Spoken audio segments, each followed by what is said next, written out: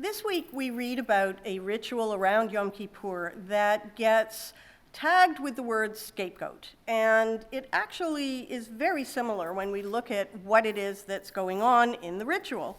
We're talking about the idea of, and the Torah tells us, 2 goats are brought together, both of them same goats. Really, I couldn't really tell one from the other. And by chance, by lottery, the priest is going to determine one of them to be for holy ritual and the other one to be what's called the goat that goes to Azazel, the one that is going to carry negativity and be cast away. And it's this idea of one is being designated for holiness and one is being designated for sin and blame, and now it's going to be cast away. So when we look at the concept of a scapegoat and we look at Webster's dictionary for what does that mean, Webster defines it as one that bears the blame for others. And it's pretty much to the point of saying that this scapegoat is going to be blamed, and it's going to be blamed for things other people are doing. And that really is how human history has played itself out with scapegoats. But when we look in the Torah, we recognize that's not exactly the way this is functioning, because the biblical goat is not bearing the blame of anything, because there is no blame for anything. It's actually freeing me from what haunts me. So the purpose is not to blame the goat, it's to get what I need to get out of me, and now it's got to go somewhere, because I'm not just going to put that out there for everybody. It's very negative. It's haunting me.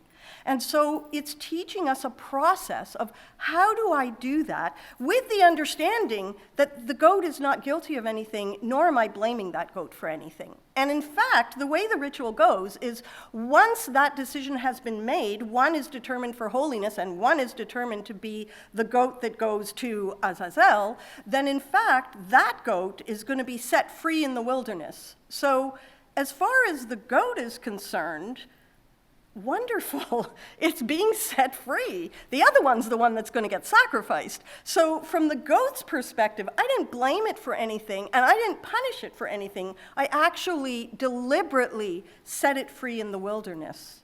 But what I'm looking at is, in reality, what is the process for me, not the goat?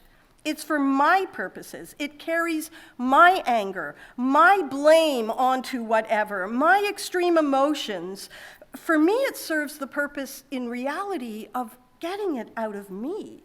And it's going to take it somewhere I can never find it. And that's what's crucial, is where is it going when I set it free? Because I'm not going to track it. I'm actually taking it away from where I am. And that's a crucial detail in this process as well, because the goat is not to be punished and not to be blamed. And so when we actually look at it, the goat is truly blameless because the 2 goats were identical. I couldn't have told them apart. And the only way one was designated one way and one was designated the other way was by lottery. It was pure chance. So there is no blame or holiness to be assigned to these goats. It's got nothing to do with the goats. It's got everything to do with me and my process. And what I'm looking for is a mechanism to get it out of me and then get it away from me. And it's that second part that is so crucially important. When we look at the text, it's called the goat for Azazel. And in modern Hebrew, Azazel means hell. So somehow this goat is going to hell, and now we see how we get the modern concept of a scapegoat. But Azazel in the ancient world is not hell. It's actually a geographic place. And it's a place outside of the city, and from what we can tell, it's rocky. So goats are going to head there, and they're going to climb, and they're going to find caves, and they're going to go inward. I can't find them now, and that's the point. I'm not sending the goat to hell, because we don't have that concept. I'm actually escorting the goat to this specific place where no one will find it again, and no one will be ever to track it, or take it, or capture it, or bring the negativity back. It's not fertile ground. So nothing can take root there. Nothing can grow there. Nothing can spread there. That's where I want to send all that negativity. That's the point of what's going on. I want to make sure that the things that I take out from me, all those negative, haunting moments, go somewhere they can't root. They can't affect others. They can't grow. They can't trigger others. They can't get others on board with negativity. I want to send it somewhere where no one will find it again. And then, when we look at that and recognize that's so powerful to get it out of me and put it somewhere where it won't hurt anybody else, it can't grow, it can't feed others into the negativity, the Torah immediately moves into the holiness code and says, and now you're to live a holy life. And we're looking at that thinking, well, what does that mean? That now I'm to live a holy life. And so we turn to Judaism to understand, what is our understanding of holiness and how could I do that? So when we look at the word itself, in Hebrew, the word means to separate this thing from all others that look like it. That's the first step of it. So for instance, if I am going to make a blessing on the Kiddush cup with wine in there, I need to separate out that wine from all the wine that's in the bottle and all the wine in all the bottles everywhere, because this wine in this cup is the one I'm going to be entering holiness with. So the first part is to separate out. And then the statement of, now that I've separated it out, what am I doing and how am I doing it? And this is where the next steps of holiness come in, because I'm going to elevate the destiny of this thing. And I'm going to share that moment with this thing, elevating myself at the same moment. And I will do it by making a blessing and by making a prayer.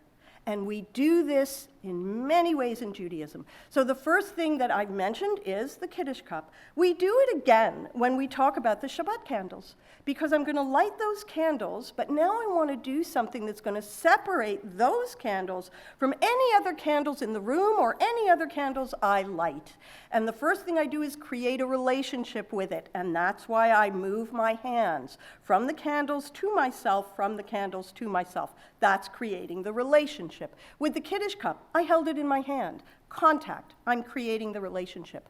Once I've created the relationship, I've created the boundaries of it. And now from within there, I make a blessing, I elevate the moment, and now I've changed the destiny of those candles, and I've elevated myself in that moment as well. It's the relationship and the power of it that allows us to enter holiness. We do it again when we choose a partner under the chuppah. We declare, I make you holy unto me, meaning of all other people in the world, none of them will ever be as you and I are. Because we now create this relationship between us, we elevate each other into this realm that is changing our destiny and changing the way we do things. That is how we enter holiness. One of the most powerful things the Torah ever teaches us is how to change the things around us, change the relationships, change our view of things, change our destinies.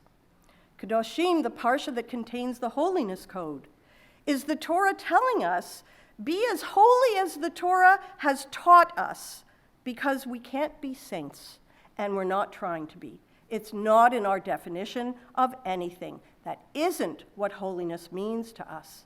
So when we look at the two readings this week, and we understand that within those two readings, we're being told so much about the process of me and how I function, and the heights to which I can reach.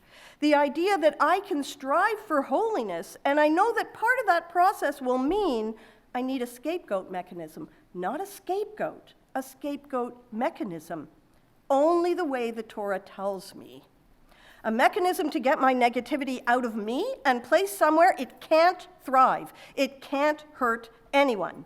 I was never meant to scapegoat people the way human history tells us we are prone to do. I was meant to acknowledge that even in striving to be holy, I will accumulate human feelings that can hurt others. It is now my challenge to find a safe way to remove all of that negativity, blame, and haunting emotions that are sitting deep in my heart.